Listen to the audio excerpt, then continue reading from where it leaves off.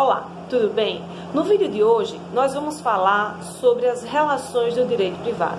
Para que a gente possa compreender essas relações, é importante que a gente diferencie entre os ramos do direito público. E aí a gente vai conseguir compreender o funcionamento coerente do ramo do direito privado. Então vamos lá. Quando nós falamos de direito privado, estamos estabelecendo uma igualdade entre os sujeitos que estão envolvidos naquela situação jurídica. Significa dizer que não existe um determinado sujeito que seja superior no sentido de vontade de outro em relação a outro sujeito. Ou seja, não é um sujeito hipossuficiente, não é um sujeito que ele está em estado de vulnerabilidade. Quando estamos falando de sujeitos do direito privado, estamos informando que aquelas pessoas que estão envolvidas naquela relação jurídica, eles estão em pé de igualdade. Eles têm os mesmos direitos e as mesmas obrigações. Significa dizer que os direitos e obrigações, eles equivalem, eles são equivalentes, eles valem, eles se aplicam a ambas as partes envolvidas naquele negócio jurídico. Tudo isso gira em torno simplesmente da autonomia da vontade das partes e da equidade de direitos que envolve aqueles sujeitos. Então, a gente consegue compreender que as relações que surgem no âmbito do direito privado, elas sempre são relações interindividuais. São relações entre sujeitos individuais. São relações entre particulares. São relações em que as partes, a partir do uso da autonomia da vontade, ou seja, da vontade de participar daquela relação, elas vão se submeter àquelas diretrizes. E aí se diferencia, na verdade, do ramo do direito público, em virtude justamente de que no direito público as partes, uma vai ser sempre hipossuficiente. Uma vai ser sempre um sujeito em que ele vai ficar subordinado às diretrizes traçadas pelo outro membro. Ele não tem como contestar. É um direito potestativo de contestação inexistente, porque nesse caso o outro sujeito ele prepondera sobre um dos sujeitos. Um sujeito é superior ao outro naquela relação. Isso aí equivale justamente nas questões de direito público. Em se tratando de direito privado, a gente, como estamos falando, a gente vai encontrar essa igualdade de relações. Então, indo inicialmente para essas questões, a gente vai chegar à conclusão de que as relações de direito privado, por elas estarem relacionadas essencialmente a relações interindividuais, a gente vai conseguir analisar alguns elementos. Como, por exemplo, para que exista uma relação entre sujeitos do direito privado, é importante que nós consigamos identificar capacidade das partes.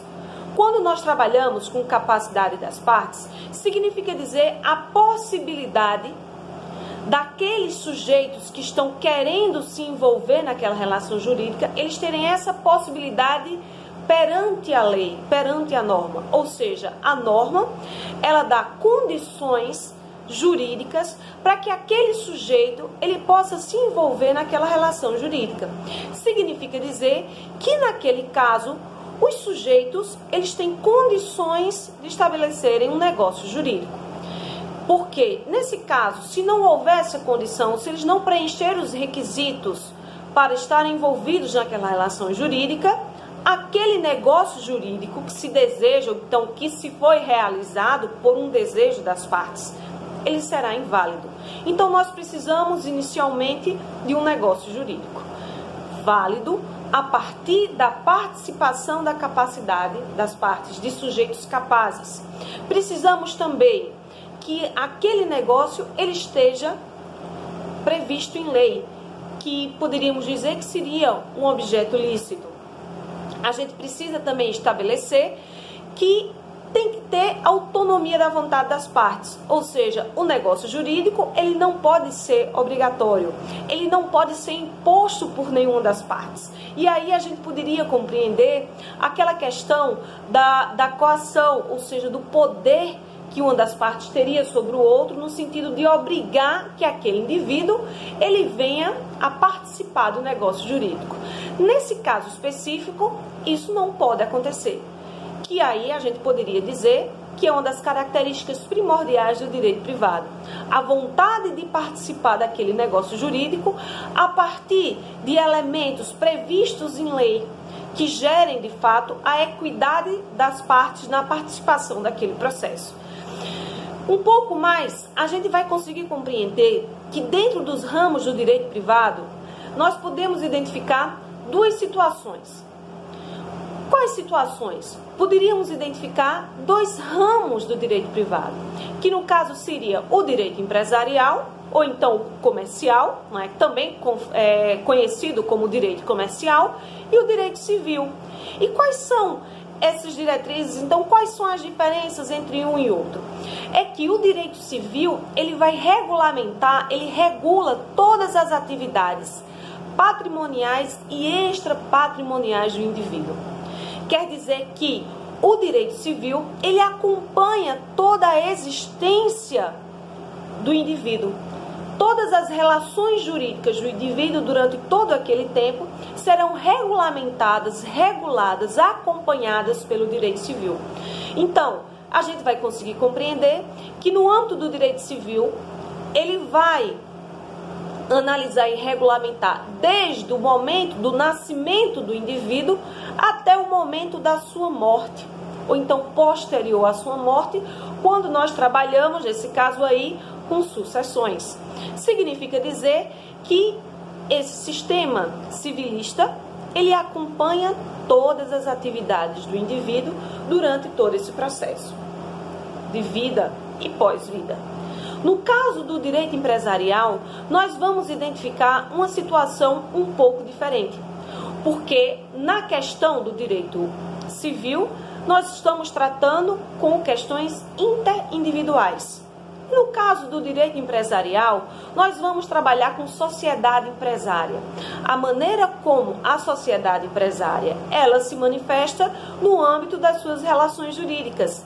E por que a sociedade empresária não está englobada, não está abarcada pelo direito público? Porque a situação jurídica, a origem, a natureza jurídica da criação do direito empresarial é particular. Existe, na verdade, a gente afasta a participação de quem? Do Estado, de entidades coletivas na formação da sociedade empresária.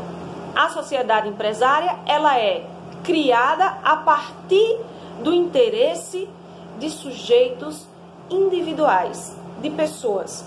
Então, eles se organizam em conjunto para que eles possam estabelecer determinadas diretrizes no âmbito da sociedade empresária.